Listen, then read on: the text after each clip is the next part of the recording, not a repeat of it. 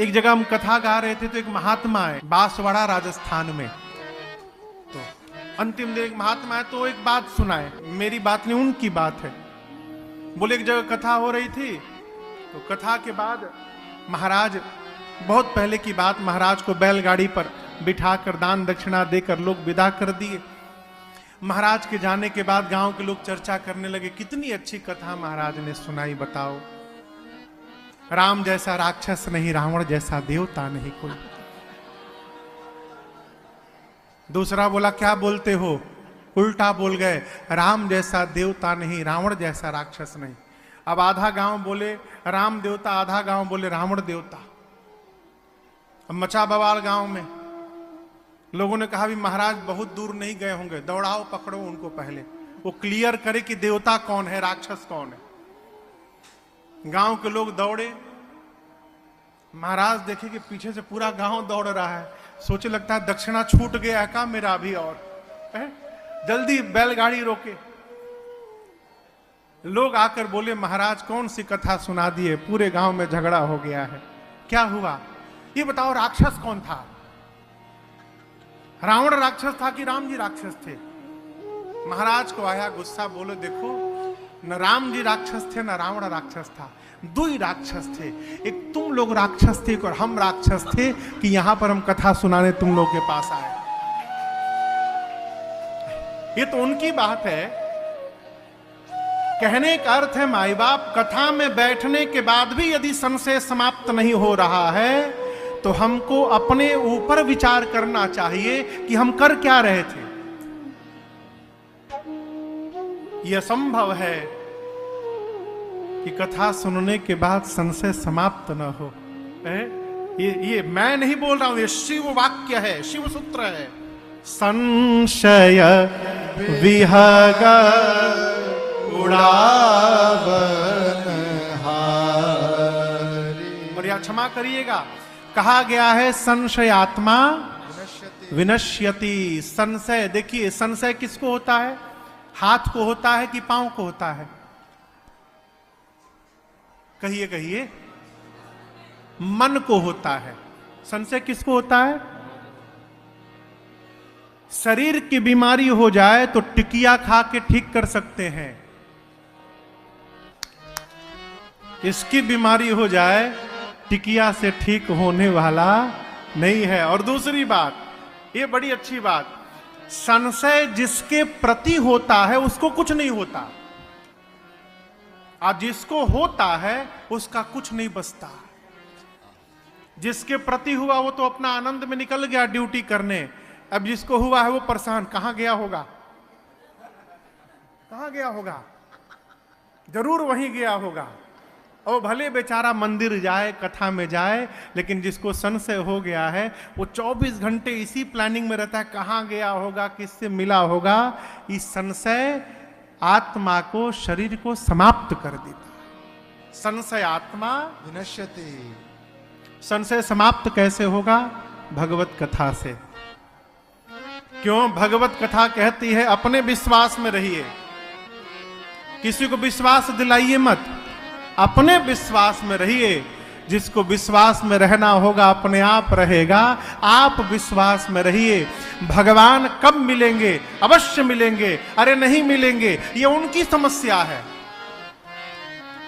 भगवान मिलेंगे कि नहीं मिलेंगे ये उनकी समस्या है, दूसरे की समस्या अपने क्यों ढो रहे हो। अपने तो विश्वास में रहिए कि अवश्य मिलेंगे, जैसे सबरी को मिले और केवट को मिले, एक न एक दिन हमको भी मिलेंगे। विश्वास में रहिए और यात्रा करते रहिए।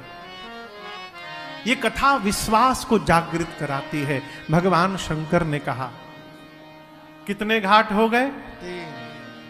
अब चौथे घाट पर कथावाचक ने महिमा नहीं गाई, किसने गाई, श्रोता ने महिमा गाई। जैसे हमारे कथा सुनाने के पहले भैया ही 2 वाक्य सुना गए बुंदेलखंडी में। देखो हम आपको पहले क्लियर कर दे, बुंदेलखंड से हमको बड़ा प्रेम है। क्यों, मेरी ससुराल है वहां पर। ये तो प्रेम तो रखना पड़ेगा साहब, कहां जाएंगे। पहले बोल दिए कि आप लोग भी सावधान हो जाएं। बुंदेलखंड अद्भुत स्थान है। काहे के लाने आयो महाराज?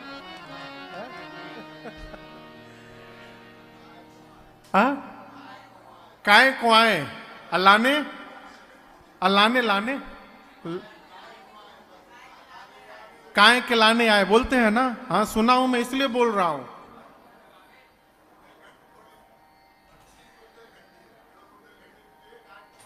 अच्छा, इसमें भी विभाग है? ओहो, ये तो मुझे पता ही नहीं था।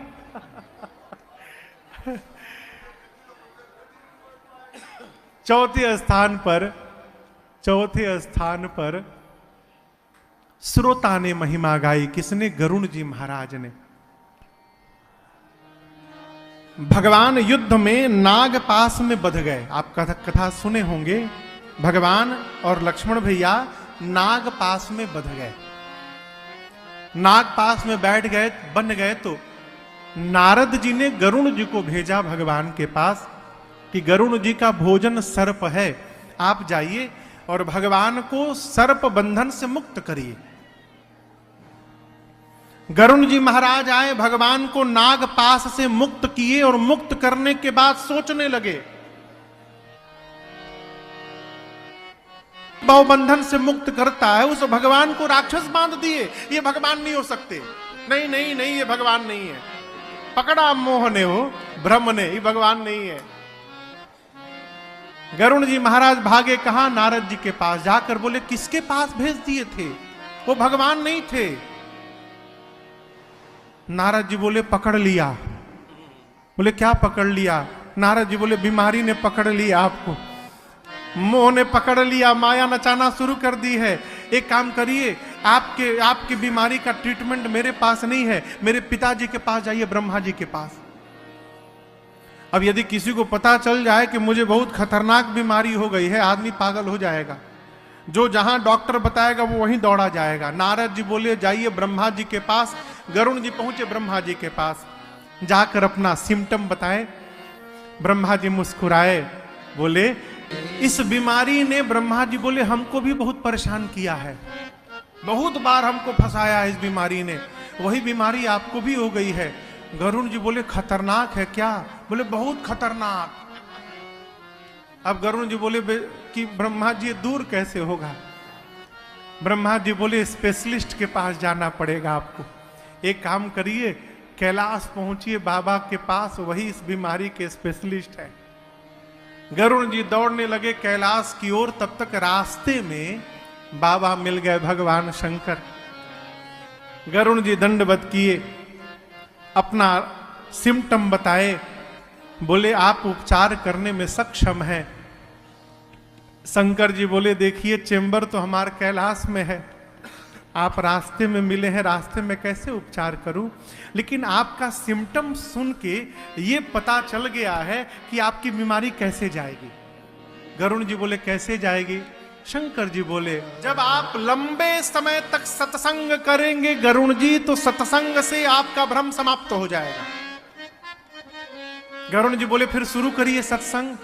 बाबा बोले, कहां? रास्ते में करूं? मैं जा रहा हूं, कुबेर के यहां मीटिंग है एक, मैं तो लंबा सत्संग नहीं दे सकता, लेकिन आपको एक ऐसे स्थान में भेज रहा हूं, भगवान के भजन को छोड़कर दूसरा कोई प्रोजेक्ट ही नहीं है।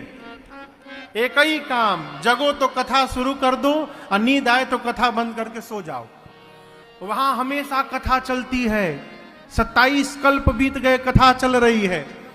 कहां? गरुण जी महाराज को भगवान शंकर बोले, आप नीलगिरी पर्वत जाइए, वहां काकभुषुंडी जी महाराज हैं। पार्वती जी ने शंकर जी से कहा, बाबा आप चाहते तो क्षण भर के अंदर गरुण जी का संशय समाप्त कर सकते थे, आपने क्यों नहीं किया? भगवान शंकर बोले, देवी मैं भगवान की लीला में विघ्न नहीं बनना चाहता। भगवान के निकट रहने वाले जीव को मोह हो रहा है, इसको सामान्य मत समझिएगा। गरुण जी महाराज भगवान के निकट रहते। अच्छा आप बताओ, किसी भी आदमी के अंतरंग बात को जानते हैं? घर का कौन सा सेवक जानता है? ड्राइवर। वो गाड़ी चलाता रहता है और स्वामी के सब बात सुनत है। पति पत्नी पीछे बैठ के लड़ते हैं, वो भी सुनता है ड्राइवर। दोनों में जमा है आज। गरुण जी महाराज भगवान के वाहन हैं, अति निकट रहने वाले हैं, सेवक हैं। उसके बाद इनको मोह हो गया, ये सामान्य घटना नहीं है। शंकर जी बोले, होई कीन्ह कबहु अभिमाना। गरुण जी अपने जीवन में कभी अभिमान किए होंगे। सोई खो वै चाह कृपा निधाना। भगवान उसी अभिमान को आज चूर्ण करना चाहते हैं। कब? जब आदमी अपने छोटे के सामने जाकर नीचे बैठता है तो उसका सारा अभिमान वहीं पर चूर्ण होकर समाप्त हो जाता है। आज पक्षियों के राजा है और आज काकभूषुंडी जी के सामने जाकर बैठ करके सुनेंगे ना, अभिमान समाप्त हो जाएगा। एक पहला कारण। और दूसरा कारण, काकभूषुंडी जी पक्षी हैं, गरुण जी भी पक्षी हैं। तो पक्षी की बात ठीक से समझ में आएगी, इसलिए मैंने कुछ नहीं कहा। उनको काकभूषुंडी जी के आश्रम भेज दिया। गरुण जी महाराज गए नीलगिरी पर्वत, और आप दर्शन करिए भगवत कथा की महिमा। जैसे इस हॉल में कथा आज प्रारंभ हुई है, उसी प्रकार जिस आश्रम में बैठकर काकभूषुंडी जी कथा गाते थे, गरुण जी महाराज केवल अभी आश्रम का दर्शन किए, कथा नहीं सुने। जिस स्थान पर कथा चलती थी उस स्थान का दर्शन किए। कथा होते होते उस स्थान की इतनी दिव्यता हो गई थी कि गरुण जी महाराज आश्रम का दर्शन किए और दर्शन करने मात्र से उनका सारा भ्रम मोह समाप्त हो गया। अभी कथा नहीं सुने, केवल आश्रम देखे, भ्रम समाप्त, मोह समाप्त, संशय समाप्त, भगवत कथा पर प्रेम जागृत हो गया।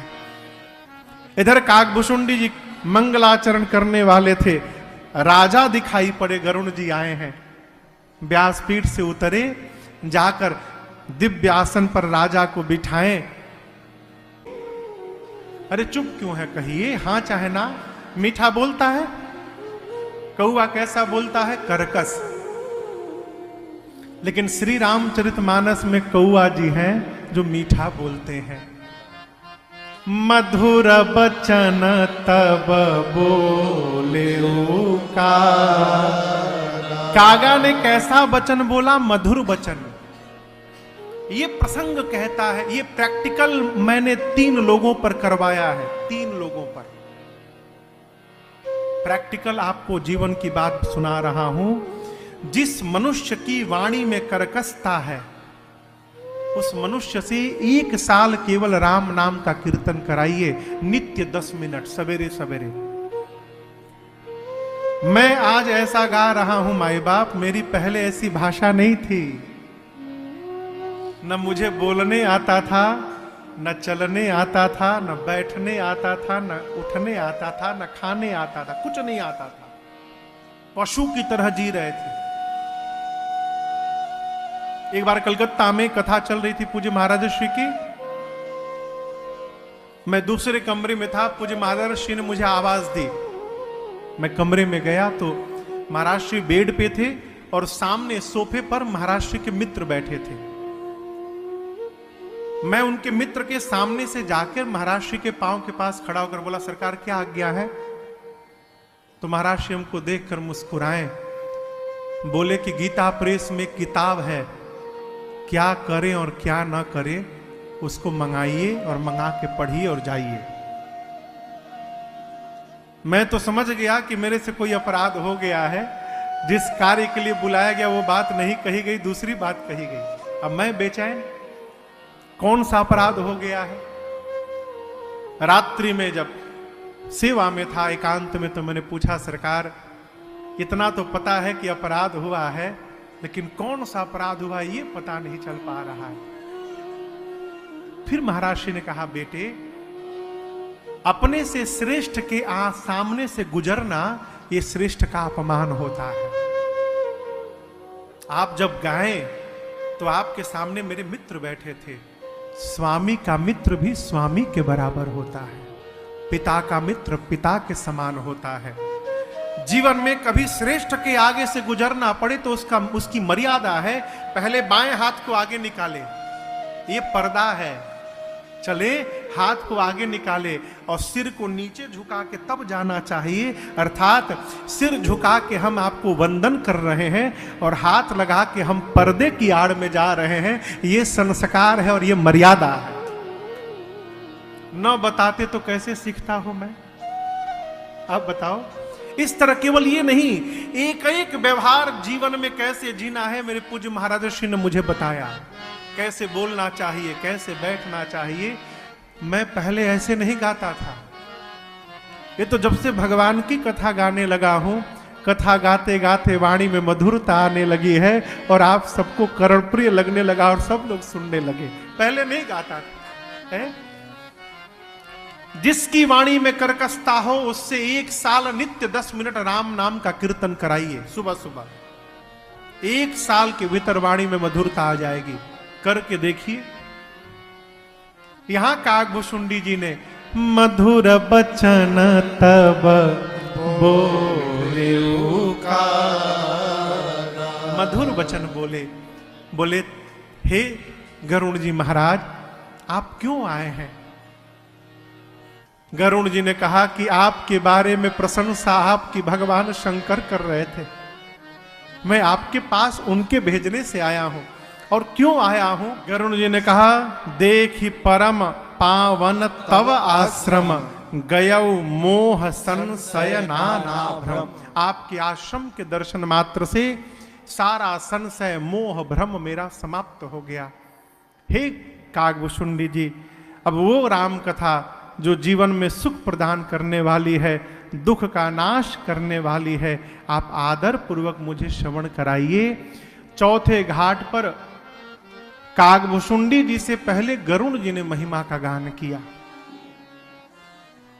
और मैं आपसे एक बात कहना चाहता हूं, पूज्यपाद गोस्वामी तुलसीदास जी की बात, मेरी बात तो हो ही नहीं सकती है, बाबा की बात है। इस कलिकाल में जहां हम और आप जी रहे हैं, मेरी सबसे पहली प्रार्थना, कलयुग को दोष देना बंद करिए। क्या बोले? हाँ, क्यों? कलयुग से सुंदर दूसरा कोई युग नहीं है। कलयुग ऐसा युग है माई बाप, जहां बिना कुछ किए केवल जिह्वा से राम राम राम राम कह के हम और आप भगवान का दर्शन प्राप्त कर सकते हैं। इतनी सरलता से दर्शन किसी युग में प्राप्त नहीं हो सकता। इसलिए कलयुग की प्रशंसा करिए। गोस्वामी जी महिमा में कहते हैं, 2 काम राम चरण रति जो चाहा। रति समझते हैं? रति यानी प्रेम। राम जी के चरणों में प्रेम चाहते हैं अथवा पद निर्वाण, अथवा मोक्ष चाहते हैं। दोनों प्राप्त करने के लिए कई उपाय है। आज से कथा प्रारंभ हुई है।